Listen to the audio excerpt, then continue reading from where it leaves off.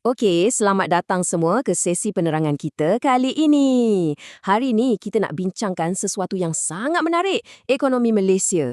Tapi jangan risau, kita takkan tengok nombor atau carta atas kertas yang membosankan tu. Sebaliknya, kita nak bayangkan ekonomi negara kita ni macam sebuah enjin gergasi, satu mesin besar yang sentiasa bergerak, dipacu bukan sahaja oleh tenaga manusia tetapi juga oleh keunikan landscape geografi kita sendiri. Okey, mari kita selami topik ini. Pernah tak anda terfikir macam mana pekerjaan yang kita tengok hari-hari tu, tak kisahlah cikgu ke, jurutera kilang ke ataupun petani, sebenarnya adalah satu komponen kecil yang melengkapkan satu sistem enjin yang jauh lebih besar. Untuk sesi hari ini, penerangan kita dibahagikan kepada 4 bahagian yang cukup ringkas. Pertama, kita tengok asas ekonomi negara. Kedua, taburan kegiatan ekonomi. Ketiga, faktor fizikal dan manusia. Dan akhir sekali, kepentingan pembangunan ekonomi. Semuanya jelas dan mudah difahami. Baiklah, kita mulakan terus dengan bahagian pertama, asas ekonomi negara. Kita kenali gear-gear terawal yang menggerakkan ekonomi kita. Semuanya bermula dekat sini, iaitu sektor primer. Ini adalah sektor di mana kita bergantung dan mengambil sumber secara langsung daripada alam semula jadi. Contoh yang paling jelas macam aktiviti pembalakan bala, penanaman kelapa sawit, pelombongan atau tangkapan hasil laut oleh nelayan kita. Boleh dikatakan, tanpa bahan mentah dari sektor primer ni, gear-gear lain memang tak akan dapat bergerak langsung. Seterusnya, mari kita lihat macam mana proses ini berkembang. Kita masuk pula ke sektor sekunder. Dekat sinilah bahan mentah yang kita ekstrak tadi dibawa masuk ke kilang dan diproses menjadi barangan siap. Macam getah yang kita proses jadi sarung tangan perubatan. Dan cuba teka, sektor pembuatan ini sahaja pernah menyumbang sebanyak 255 bilion. Ya, 255 bilion iaitu kira-kira 23% daripada KDNK Malaysia pada tahun 2016. Memang menakjubkan. Dan di hujung rantaian pengeluaran ni, kita ada sektor tertier. Cuba fikir tentang aktiviti yang anda selalu buat waktu hujung minggu. Pergi beli belah dekat mall, pergi bercuti atau uruskan hal keuangan dekat bank. Semuanya ni tergolong dalam sektor perkhidmatan. Sektor tertier ni ibarat gear yang menawarkan perkhidmatan dan kepakaran terus kepada kita sebagai pengguna. Sekarang kita beralih ke bahagian kedua, taburan kegiatan ekonomi, di mana sebenarnya gear-gear ini diletakkan di atas peta negara kita. Kalau kita tengok taburannya secara keseluruhannya, satu perkara yang pasti, lokasi sesebuah industri itu tak pernah dipilih secara rawak tau. Ia sangat bergantung pada kesesuaian geografi sekeliling. Cameron Highlands contohnya, sasahlah tempat terbaik untuk pertanian suhu dingin macam teh. Kawasan macam Bayan Lepas dan Petaling Jaya pula memang dah terkenal sebagai hub perkilangan moden. Manakala Cyberjaya fokus pada perkhidmatan ICT dan rakan kita di Sabah dan Sarawak pula mendominasi sektor pembalakan dan kelapa sawit. Dan perbezaan ini sangat jelas dan cantik kalau kita amati betul-betul. Di satu sisi, anda boleh nampak lembu tenusu meragut rumput dengan tenang dalam cuaca 18 darjah Celsius dekat tanah tinggi macam di Kundasang atau Pahang. Tapi di sudut yang lain pula, sektor perkhidmatan kita rancak berdenyut dengan pelancongan bandar di bawah sinaran mentari yang panas, macam aktiviti menyusuri Sungai Melaka. Sangat berbeza tapi saling melengkapi. Okey, seterusnya kita tengok bahagian ketiga, faktor fizikal dan manusia.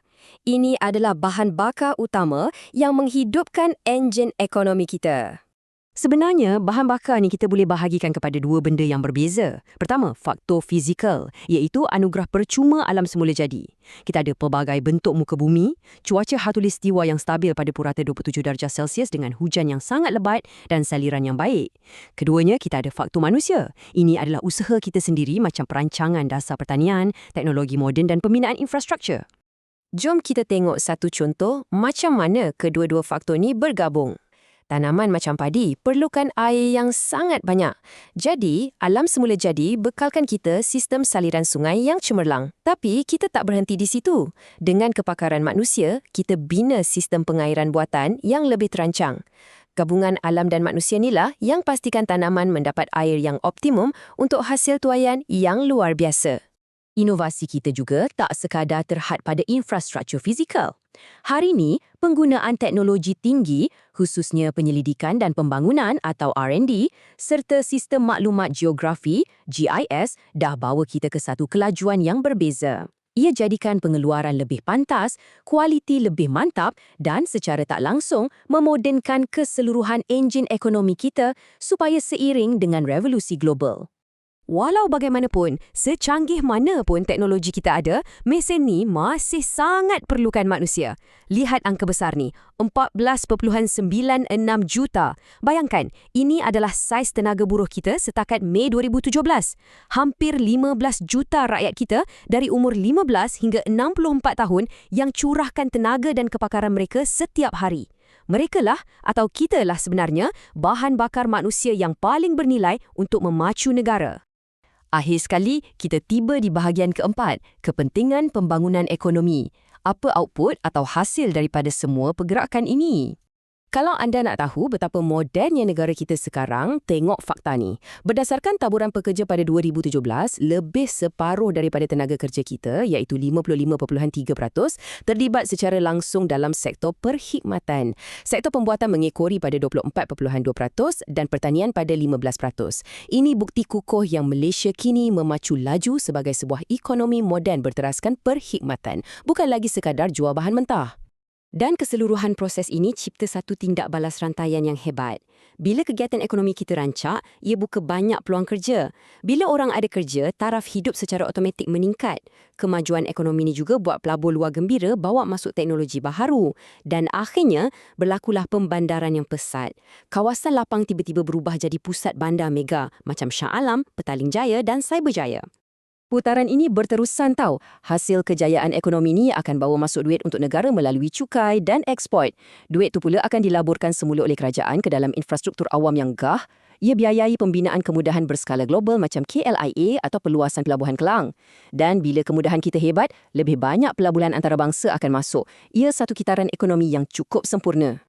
Malah, tak kurang hebatnya, pencapaian ekonomi kita memang diiktiraf di pentas antarabangsa. Pada tahun 2016, Majlis Perjalanan dan Pelancongan Dunia mengesahkan yang Kuala Lumpur berjaya masuk dalam senarai 10 bandar terbaik dunia dari aspek pertumbuhan pelancongan. Fakta yang sangat membanggakan ini tunjukkan betapa kuatnya enjin ekonomi Malaysia bersaing di mata dunia. Jadi, kita dah lihat bagaimana sektor primer, sekunder dan tertiar ini saling bekerjasama, dipacu oleh geografi kita yang unik dan keringat 15 juta rakyat Malaysia. Sambil teknologi terus maju merubah rupa bentuk negara kita, satu persoalan untuk anda renungkan. Di manakah agaknya kedudukan dan peranan anda 10 tahun dari sekarang dalam sistem enjin gergasi ini? Fikir-fikirkanlah. Terima kasih kerana menyertai saya dalam penerangan kali ini. Moga bermanfaat dan kita jumpa lagi.